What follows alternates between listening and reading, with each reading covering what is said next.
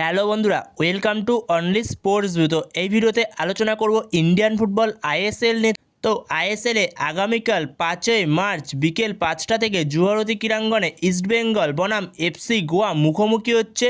তো সেই ম্যাচটা নিয়ে আমরা আলোচনা করব এই ভিডিওতে। তো সেই ম্যাচে দুই দলের লাইন আপস কেমন হতে পারে, দুটো দল কীরকম লাইন আপস নিয়ে যেতে পারে এই ম্যাচে, এবং এর পাশাপাশি দুই দলের শক্তি দুর্বলতাও দেখে নেব, এবং এর পাশাপাশি কোন দল এই ম্যাচটা জিততে পারে তো সেই বিষয়ে আলোচনা করব। তো ভিডিওটি সবাই শেষ পর্যন্ত দেখতে থাকো, আর চ্যানেলে নতুন হয়ে থাকলে চ্যানেলটি সাবস্ক্রাইব করে পাশে থাকা বেল আইকনটি অন করে পাশে থেকো। তো সেখানে আগামী 5ই মার্চ বিকেল 5টা থেকে আগামীকাল জুয়ারতি ক্রীড়াঙ্গনে ইস্টবেঙ্গল বনাম এফসি গোয়া মুখোমুখি হচ্ছে।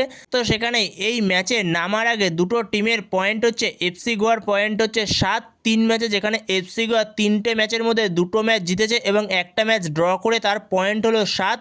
যেখানে এফসি গোয়া বর্তমান সময়ে পয়েন্টস টেবিলে 3 নম্বরে রয়েছে 7 পয়েন্ট নিয়ে, আর ইস্টবেঙ্গলের পয়েন্ট হলো 3 ম্যাচে 6, যেখানে ইস্টবেঙ্গল দুটো ম্যাচ জিতেছে এবং একটা ম্যাচ হেরেছে। তো সেখানে ইস্টবেঙ্গলের পয়েন্ট 6, ইস্টবেঙ্গল রয়েছে 5 নম্বরে বর্তমান সময়। তো সেই জায়গাতে এই দুটো টিম আইএসএলে মোট 10বার মুখোমুখি হয়েছে। তো সেখানে 10বার মুখোমুখি হতে 7বার জিতেছে এফসি গোয়া এবং একবার জিতেছে ইস্টবেঙ্গল, আর দুবার ড্র হয়েছে। তো সেখানে ইস্টবেঙ্গলের রেকর্ড খুবই খারাপ এফসি গোয়ার সঙ্গে, যেখানে এফসি গোয়ার সঙ্গে 10বারের মুখোমুখি হতে 7বার অলরেডি হেরে গেছে ইস্টবেঙ্গল, সেখানে একবার মাত্র জয় পেয়েছিল ইস্টবেঙ্গল। তো সেই জায়গাতে ইস্টবেঙ্গলের রেকর্ড খারাপ এফসি গোয়ার সঙ্গে। তো সেই জায়গাতে এই বছরে এই ম্যাচটা একটু আলাদা ডিফারেন্ট টাইপের হবে, যেখানে দুটো টিমই যথেষ্ট ভালো টিম। এফসি গোয়ার বিদেশি নিয়ে কিছু সমস্যা রয়েছে, যেখানে এফসি গোয়ার মাত্র দুজন বিদেশি রয়েছে, একজন হলো পল মরিনো ডিফেন্সে, আরেকজন হলো ড্রেজান ড্র্যাজিক। তো এই দুজনই মাত্র বিদেশি রয়েছে এফসি গোয়ার কাছে। কিন্তু উল্টো দিকে ইস্টবেঙ্গলের টিমটা যথেষ্ট ভালো টিম, যেখানে অন পেপার দেখতে গেলে এই ম্যাচটাতে ইস্টবেঙ্গলই এগিয়ে নামবে এফসি গোয়ার সঙ্গে। যেখানে অন পেপার অনেক টিমই এগিয়ে থাকে কিন্তু মাঠে নেমে শেষ পর্যন্ত জয় পায় না, যেখানে আগের দিনও জামশেদপুরের সঙ্গে দেখতে গেলে ইস্টবেঙ্গলই অন পেপার এগিয়ে ছিল জামশেদপুরের থেকে, কিন্তু শেষ মুহূর্তে গিয়ে ইস্টবেঙ্গলের কাছে 2-1 গোলে ম্যাচটা হারে ইস্টবেঙ্গল। তো সেখানে ইস্টবেঙ্গল পিছিয়ে যায়, না হলে ইস্টবেঙ্গল আজকে পয়েন্টস টেবিলের 1 নম্বরে থাকার কথা ছিল। তো সেই জায়গাতে ইস্টবেঙ্গলের কাছে লক্ষ্য থাকবে এই ম্যাচ থেকে যেইভাবেই হোক 3 পয়েন্ট তোলার। তো 3 পয়েন্টের লক্ষ্যেই নামবে এই ম্যাচে অস্কার ব্রুজনের ছেলেরা। তো সেখানে ইস্টবেঙ্গল টিমটার মধ্যেও কিছু সমস্যা রয়েছে, বেশ কিছু চোটের সমস্যাও রয়েছে ইস্টবেঙ্গল টিমে, কিন্তু উল্টো সাইডে এফসি গোয়ার টিমটাতে সেরকম কোনো বিদেশি নেই, যেখানে মাত্র 2জন বিদেশি রয়েছে, কিন্তু ইন্ডিয়ান প্লেয়াররা যথেষ্ট ভালো রয়েছে এফসি গোয়ার টিমটার মধ্যে, যেখানে ব্র্যান্ডন ফার্নান্ডেসের মতো প্লেয়ার রয়েছে, অজয় ছেত্রী রয়েছে, এছাড়াও উদান্তা সিং রয়েছে। তো যথেষ্ট ভালো ভালো প্লেয়ার রয়েছে, ডিফেন্সে সন্দেশ জিঙ্গান রয়েছে। তো সেই জায়গার থেকে দেখতে গেলে এফসি গোয়ার টিমটাও যথেষ্ট ভালো টিম। তো সেখানে যদি আমরা অন পেপার দেখি খাতা কলমে, তো সেক্ষেত্রে অবশ্যই ইস্টবেঙ্গল এগিয়ে থাকবে ম্যাচটাতে, যেহেতু ইস্টবেঙ্গলের মাঝমাঠ দুরন্ত, যেখানে ইস্টবেঙ্গলের মাঝমাঠে মোহাম্মদ রাশিদের মতো প্লেয়ার রয়েছে, মিগুয়েল ফিগুয়েরার মতো প্লেয়ার রয়েছে বিদেশিদের মধ্যে, এছাড়াও ইন্ডিয়ানদের মধ্যে উইংয়ে রয়েছে এডমুন্ড রয়েছে, এছাড়াও বিপিন সিংয়ের মতো প্লেয়ার রয়েছে। তো যথেষ্ট ভালো রয়েছে ইস্টবেঙ্গল টিমটাও। তো সেখানে দুটো টিমের পক্ষেই এই ম্যাচটা কঠিন হতে চলেছে। তো সেখানে যে কোনো টিম ম্যাচটা জিততে পারে, কিন্তু ইস্টবেঙ্গল অবশ্যই 3 পয়েন্টের জন্য ফাইট করতেই হবে এই ম্যাচটাতে, কারণ এই ম্যাচটা থেকে যদি পয়েন্ট লুজ করে তো ইস্টবেঙ্গল চ্যাম্পিয়নশিপ থেকে অনেকটা পিছিয়ে পড়বে, যেহেতু ছোট করে আইএসএলটা এই মরশুমে হচ্ছে। তো সেই ক্ষেত্রে অনেকটাই পিছিয়ে পড়বে। তো ইস্টবেঙ্গলের টার্গেট থাকবে এই ম্যাচ থেকে যে করেই হোক 3 পয়েন্ট।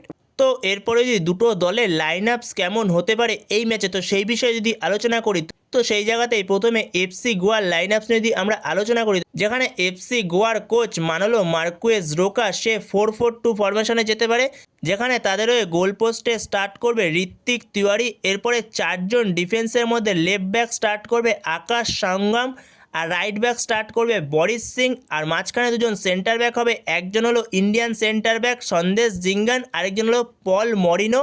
তো এটা হতে চলেছে এফসি গোয়ার ডিফেন্স লাইন।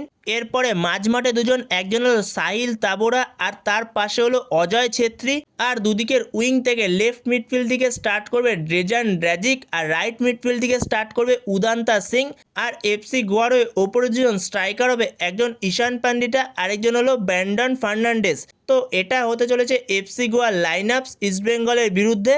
তো এরপরে যদি এই ম্যাচে ইস্টবেঙ্গল কোচ অস্কার ব্রুজন সে কীরকম লাইন আপস নিয়ে যেতে পারে, যেখানে আগের দিন অস্কার ব্রুজনের কিছু চেঞ্জে ভুল ছিল শেষ মুহূর্তে, তো সেই জায়গা থেকে বেরিয়ে এসে এই ম্যাচে সে 4-2-3-1 ফরমেশনে যেতে পারে, যেখানে ইস্টবেঙ্গলের গোলে স্টার্ট করবে অবভিয়াসলি প্রভসুখান সিং গিল, চারজন ডিফেন্সের মধ্যে লেফট ব্যাক স্টার্ট করবে জয় গুপ্তা, আর রাইট ব্যাক স্টার্ট করবে জিকসান, আর মাঝখানে দুজন সেন্টার ব্যাক, একজন হলো আনোয়ার আলী, আরেকজন হলো লালচুঙ্গুঙ্গা। তো এটা হতে চলেছে ইস্টবেঙ্গলের ডিফেন্স লাইন। এরপরে ইস্টবেঙ্গলের মাঝমাঠে দুজন স্টার্ট করবে, একজন হলো ডিফেন্সিভ মিডফিল্ড রোলে মোহাম্মদ রাশিদ, আর আরেকজন সেন্টার মিডফিল্ডার রোলে সেই ক্ষেত্রে স্টার্ট করবে মিগুয়েল ফিগুয়েরা, আর অ্যাটাকিংয়ের ক্ষেত্রে দুদিকের উইং থেকে লেফট উইং থেকে স্টার্ট করবে বিপিন সিং, আর রাইট উইং থেকে স্টার্ট করবে এডমন্ড, আর মাঝখানে নম্বর 10 কিংবা অ্যাটাকিং মিডফিল্ড রোলে সেই ক্ষেত্রে স্টার্ট করতে পারে অ্যান্টন।